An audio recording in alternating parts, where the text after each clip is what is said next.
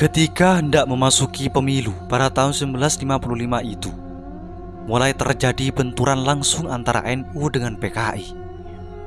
Bermula dengan cara PKI saat mendaftarkan tanda gambarnya pada Kementerian Dalam Negeri yang menyebutkan PKI sebagai partai orang komunis dan orang-orang tidak berpartai. Pendiri PKI itu ditentang keras oleh NU karena berusaha mengklaim kelompok lain yang belum tentu PKI.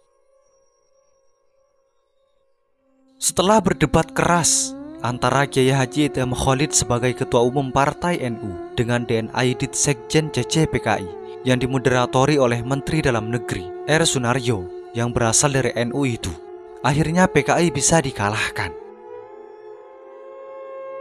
Dengan hadirnya NU ini, PKI memperoleh tambahan lawan tangguh satu lagi.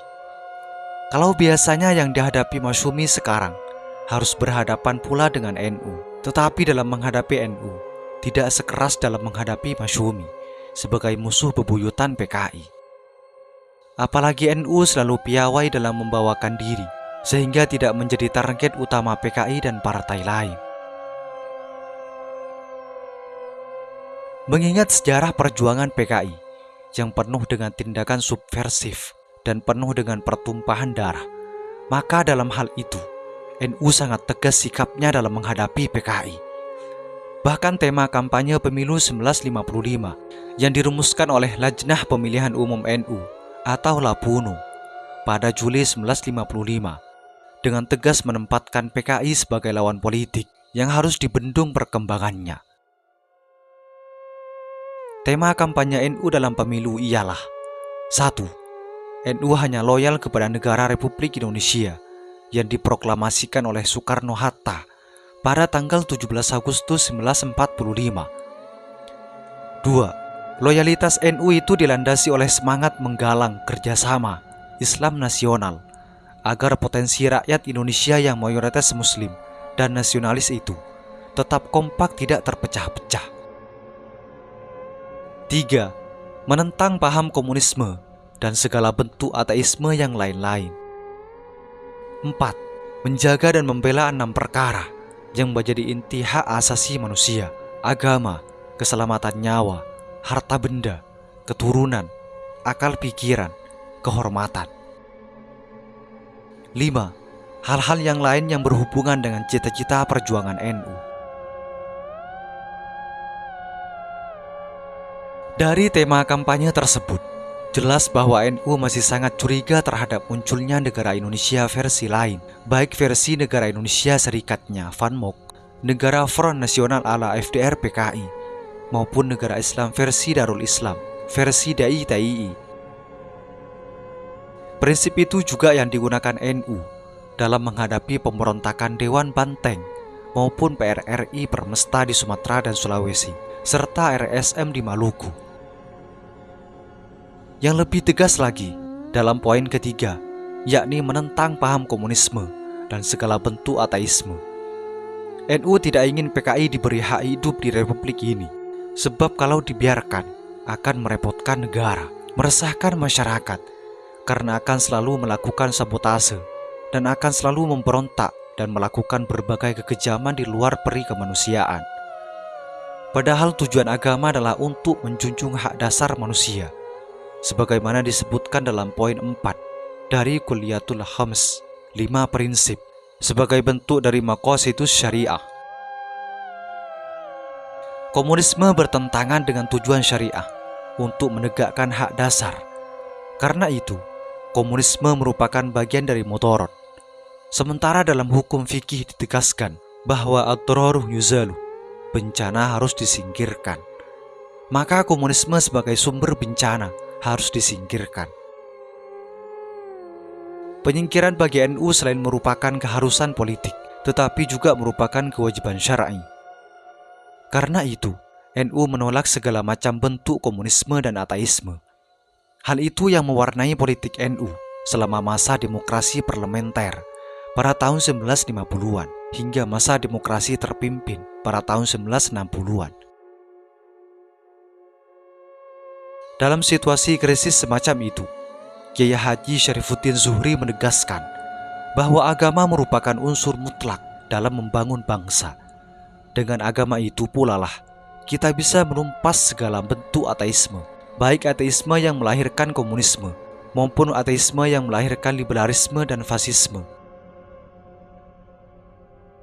Dalam pelaksanaan kampanye pemilu yang masing-masing secara terbuka, bebas menyampaikan agendanya, dan terbuka bersaing untuk menarik simpati rakyat, maka PKI tidak lupa selalu mengejek lawan politiknya dalam melakukan berbagai manuver bahwa dirinya partai paling peduli dengan rakyat. Dalam suatu kampanye pemilu di Jawa Tengah, Masyumi mengundang Kiai Haji Isa Ansori. Kehadiran juru kampanye itu disambut dengan iring-iringan mobil. Pawai yang dimaksud untuk kekuatan itu dibalik oleh PKI bahwa Masyumi partai berjuis, antek kapitalis yang senang mempertontonkan kemewahan di tengah rakyat yang sengsara. Sebagai tandingannya, PKI menyelenggarakan kampanye di lapangan yang sama dengan menyelenggarakan pawai kerakyatan. Untuk menyambut kedatangan juru kampanye dari CC PKI, DNAID itu dibuat arak-arakan mobil oplet yang lusuh untuk mengesankan PKI anti kemewahan, anti kapitalis, dan paling peduli terhadap nasib rakyat. Merespon pertarungan citra itu, NU juga menyelenggarakan kampanye di lapangan yang sama juga mengundang dari PBNU.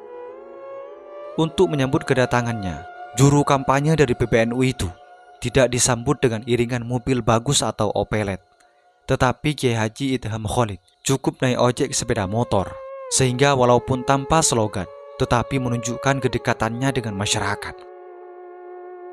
Langkah taktis NU ini mampu membungkam propaganda PKI yang selalu mengklaim sebagai partai paling merakyat.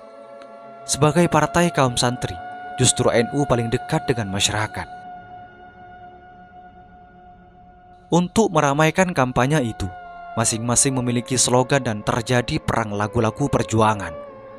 Kalau PKI menciptakan lagu Genjer-Genjer sebagai lagu resminya, maka NU menciptakan Sholawat Badar sebagai tandingannya. Sholawat ciptaan Kiai Haji Ali Mansur di Banyuwangi itu menjadi lagu resmi yang dikumandangkan pada setiap pengajian dan kampanye NU. Lagu itu mampu menyihir dan menggerakkan militansi pendukung NU, sekaligus menyemarakkan kampanye. Dengan sendirinya, kampanye pemilu ini semakin mempercepat pemanasan suasana politik. Dengan sendirinya, semakin memperuncing keadaan. Setelah dilaksanakan pemilu pada tanggal 29 September 1955, hasilnya sangat mengejutkan. NU sebagai partai baru lahir setelah mendapatkan 45 kursi di DPR, PNI 57 kursi, Masyumi 57, sementara PKI juga memperoleh hasil yang sangat meyakinkan, yakni 39 kursi. Sebagai pemenang urutan ketiga, NU didukung oleh 6.955.141 orang pemilih. Ini merupakan prestasi yang luar biasa dibandingkan dengan PSI yang katanya dipimpin oleh kelompok intelektual pendidikan barat. Ternyata tidak mampu membangun jaringan politik sehingga hanya memperoleh 5 kursi. Sementara PKI dengan 39 kursi itu berarti didukung oleh 6.176.914 orang pemilih. PKI setelah bangkit dari keterpurukannya telah mampu mengejar partai lain dan semakin mengukuhkan posisinya. Itu perolehan di tingkat nasional, tetapi di tingkat daerah ada beberapa daerah yang pemilunya dimenangkan NU, tetapi juga banyak daerah yang pemenang utamanya adalah PKI. Kalaupun tidak mendapatkan suara imbang dengan NU atau dengan PNI. Bahkan di beberapa tempat kalangan militer, sebagai contoh di Jawa Timur, Batalion 513 yang bermarkas di Blitar dan Batalion 511 di Malang, serta Batalion 512 yang juga bermarkas di Rampang, Malang, sebagian anggotanya adalah simpatisan PKI. Pada pemilu 1955, perolehan suara PKI di batalion tersebut 80%. Di Yogyakarta, Batalion L atau Batalion Kentungan juga didominasi unsur PKI. Demikian juga di divisi di Ponorogo di Semarang, kelompok PKI cukup mendominasi. sehingga markas Kodam sempat diungsikan ke Wisma Puri Wedari. Ini sebuah petunjuk bahwa PKI telah menguasai berbagai lini strategis. Hasil itu sangat mencemaskan NU, karena dengan menguatnya posisi PKI, maka ketentraman dalam beragama dan bernegara akan mengalami ancaman. Namun demikian, NU juga memperoleh optimisme baru, sebab selama bergabung dengan Masyumi, dengan kontribusi yang sangat besar, hanya diberi 8 kursi, paling banter dapat 1 kabinet. Sekarang berdiri sendiri, malah memperoleh 45 kursi, serta mendapatkan kursi kabinet antara 5 hingga 8 kementerian, serta 91 kursi di Majelis Konstituante.